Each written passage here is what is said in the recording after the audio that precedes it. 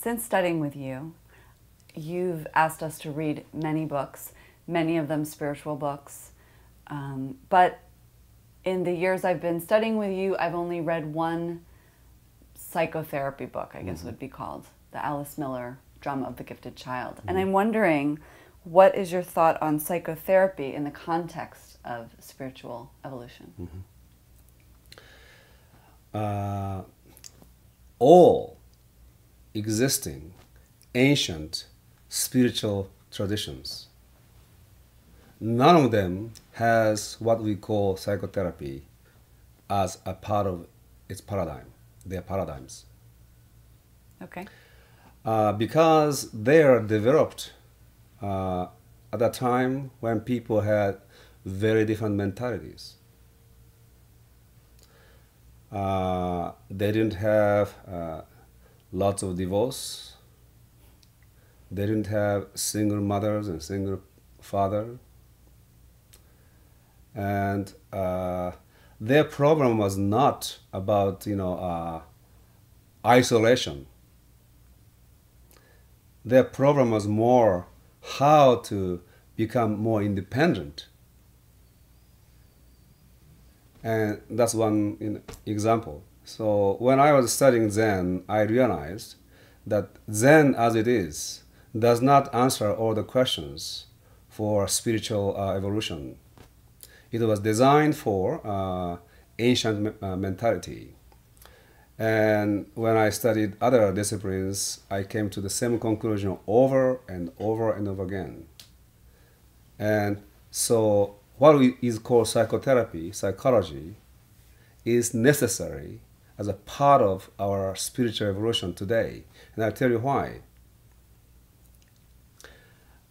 Spirituality and spiritual evolution is a ongoing unfoldment into greater and greater wholeness of your consciousness and being. And today, people are fragmented, self-alienated in the way humanity has never been before.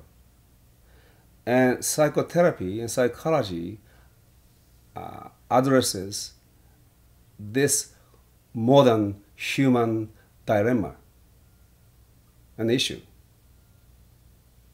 Okay. And psychotherapy done in a right way helps people to defragmentarize themselves and regain the wholeness that is their fundamental state of being. However, psychotherapy alone is not going to restore the wholeness or spiritual evolution. And so using psychotherapy or psychological approach in the context of human evolution and consciousness evolution means this. We talked about self-self continuum. And all the fragmentations and problems that people are having for which they seek psychotherapy takes place in this dimension of objective self. Their identities, their personalities, their all experiences, all are associated with this dimension. Okay. The wholeness can never be achieved this part alone. So there are some repairing can be done here, but wholeness is a function and a phenomenon of this whole self-self continuum. So when you uncover the fragmentation that is taking place in this objective field, it is you as a self, higher self, that is observing this. So one extra dimension that you can bring to psychological work, which is spiritual, is to focus on this observing self integrating this objectified self.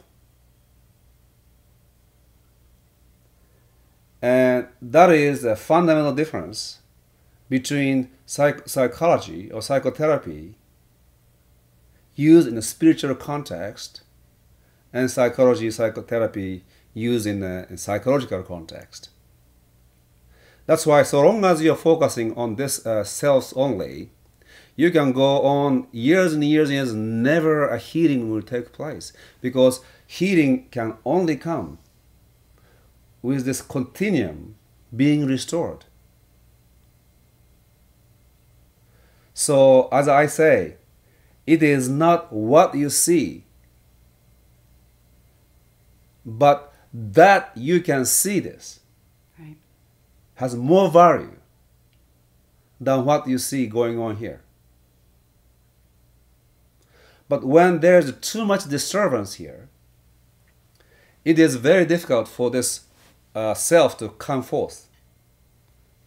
So some element of healing here will help the self to come forth and restore the wholeness I see. within this continuum.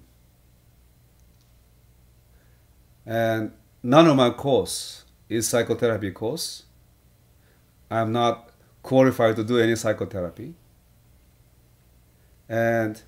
But sometimes those books that you read gives you an insight that is very evolutionary significant in the context of the evolution of your consciousness and achieving ever greater wholeness.